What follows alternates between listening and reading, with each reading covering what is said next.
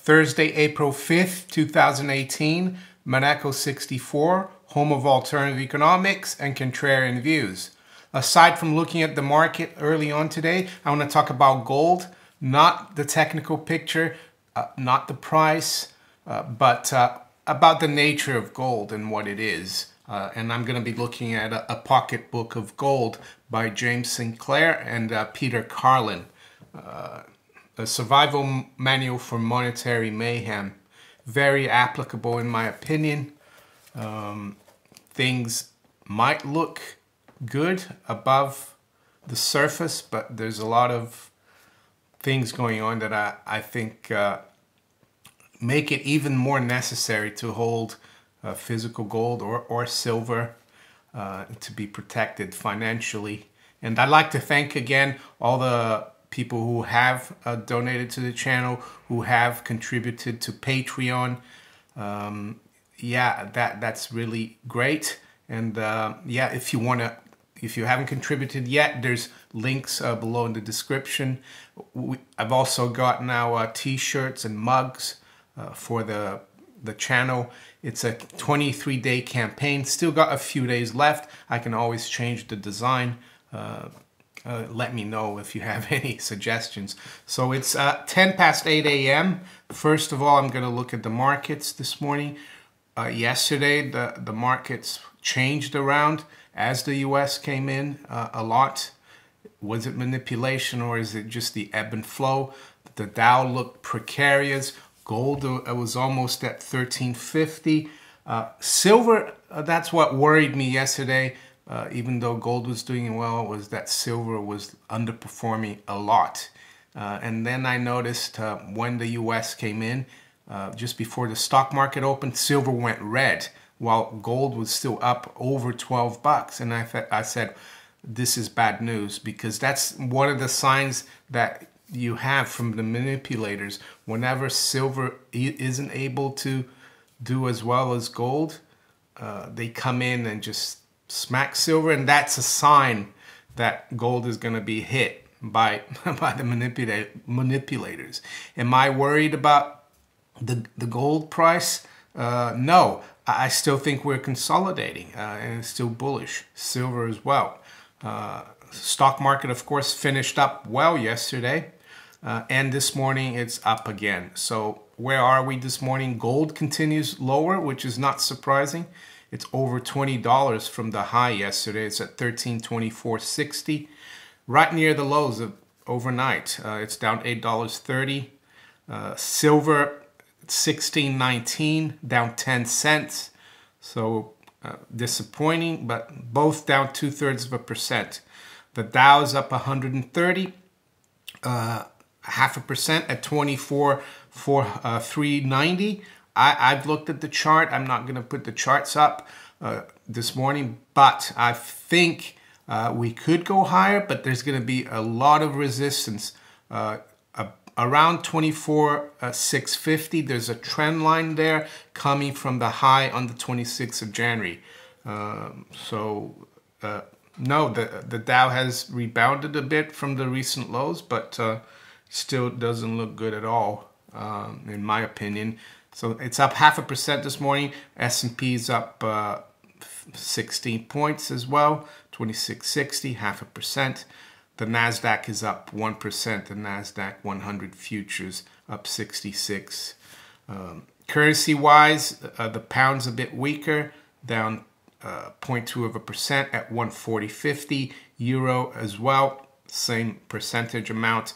We're at 122.50, and the dollar is rallying, continue to rally against the yen. It's up 0.33% at 107.10. So the dollar has done well against the yen, and I guess that's how they're keeping precious metals lower. Cryptocurrencies, I'll quickly go over them as well. They're still fighting a hard time getting any traction. Bitcoin right now 6,770, Ethereum 378. LITECOIN 118, and EOS is at 560. I've noticed that the Steam dollar has rebounded quite a bit. It has come off now. It's 210, but it got up as high as 3 a couple of days ago after breaking through 2. I'm interested in Steam and Steam dollars because I've been accumulating those through posting my videos on DTube and Steam. I don't buy them. So that's an interesting cryptocurrency. It's a cryptocurrency for social media and the blockchain. Basically, the Steam is run on the blockchain and DTube as well. So how does the technical picture look? Well, we're right at a very important support on the daily chart in Bitcoin. The low earlier this year was just around 6,000, and we're hugging the 50-day moving average. We'll have to see. Longer term, as I wrote earlier this year, I wrote an article on Steemit. My speculative positions are in precious metals mining and cryptocurrencies. I'm not going to tell you which ones I have. I think you should do your homework. I can say that I like EOS and a few others. And does that mean EOS is going to do well just because I have it? No, I could be wrong. But I think, yeah, personally, I think that it's better to be in those fields speculatively than in the general market, the stock market. The other thing I talked about yesterday was the LIBOR OIS spread. There's another spread which is comparing the rate for government T-bills, which are considered safe, U.S. Treasury bills, and the LIBOR, and that's called the TED spread. TED because it's Treasury and Eurodollar, and the Eurodollar tracks the LIBOR, and that spread has also been spiking quite a bit. For example, that spread was around 28 basis points last summer, got down to below 20 basis points. Right now it's above 60, has gotten to 65. But for example, during the financial crisis in 08, the spread went up to above 4.5%. That meant that the LIBOR rate was 4.5% higher than the 3-month T-bill rates. So that's the TED spread. That means that people didn't trust, the banks didn't trust each other, and they put the money in T-bills. So huge spike in 08. Right now, we haven't spiked yet. Well, we're starting to spike. The key level here to look at is from last year, we spiked at around 67. No, sorry, 2016, it got up to 67.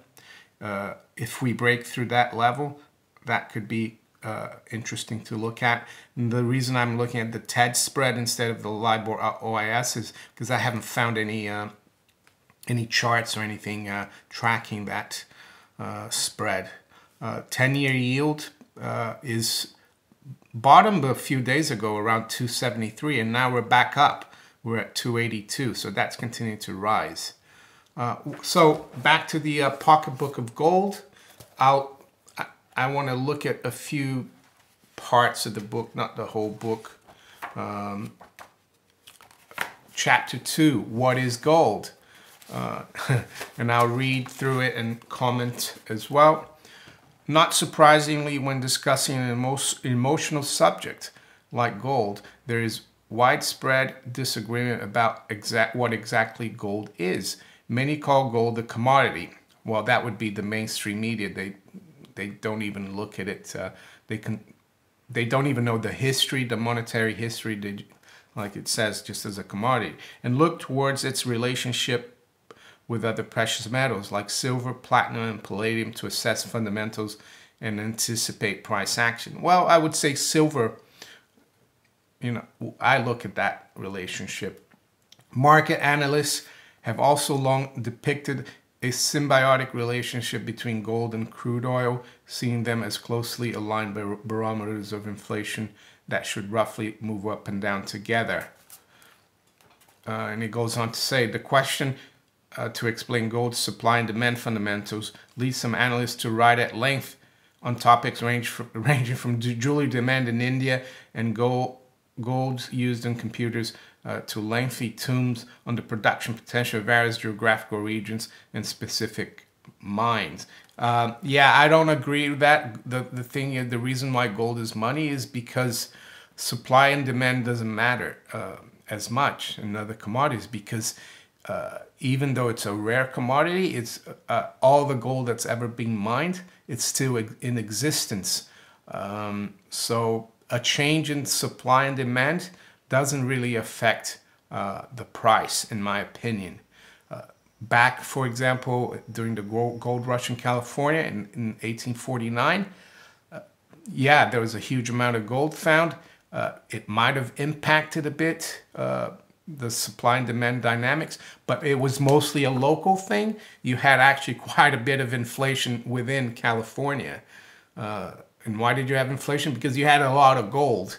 But globally, for the world, it didn't affect it that much. It's because the supply is so huge already that a find doesn't really affect it. Jewelry demand might affect it short term, but I think what really affects the price is the fear and greed, fear of the financial system, not doing great, and greed for other financial assets, which leads to people not wanting gold. I think that's the major. So the supply and demand is not really too important, in my opinion. And he goes on to say, gold is a currency. It is as simple as that. Gold is a monetary form of exchange and is not a commodity. Well, I would argue it's a monetary commodity. I do disagree with that. But it's not like a normal commodity. It's the most marketable commodity. It's a commodity that's accepted for any other commodity, unlike other commodities. Gold is the ultimate, albeit rarely used, form of payment. Hence, the use of gold is largely storage, not consumption, through hoarding to maintain a physical measurement of globally accepted value. The utility of that ability to retain value is that gold has, throughout history, successfully insured against political, military, and economic contingencies. So that's an interesting part. You see, it says gold is largely storage through hoarding to maintain physical measurement of globally accepted value. And that's why China and Russia and other countries are accumulating so much gold, because they know that the Federal Reserve note, aka dollar, the imposter Federal Reserve note, will not hold its value over time. So gold is a hedge for them. It's an alternative. They know what the future holds for the fiat money, these people in China and Russia. Our politicians in the West, with the exception of very few, are completely ignorant to these facts because they are immersed in the statist, fiat money, big government mentality. So the politics of gold, page 136, goes on to say, gold is a unique instrument in that it measures confidence in government. As such, it is highly political. When gold rises over the long run, political legitimacy and the ability of government to lead and manage is called into question. Well, no wonder why the central banks and the governments and the treasuries try to control the gold price. Now we know why. Government, however, is not an actor in isolation. Government represents powerful interests. Well, central banks, big corporations. Government was supposed to represent citizenry, i.e. the people. And that's why it's important that hopefully Representative Mooney's bill that was introduced to Congress recently to make the dollar a weight of gold again, and to take the management of the money supply of the United States back to the market from the central banks is really important. So I'll stop here. Not sure where you can find this book now. I ordered it from Jim Sinclair's blog years ago. I've been following JS Mindset since 2002, from his early days. So yeah, a Pocketbook of Gold. James Sinclair and Peter Carlin. You might be able to find that. Google it. It could even be in PDF form, or go to JS Mindset and contact them about it. So yeah, that's what I wanted to talk about today.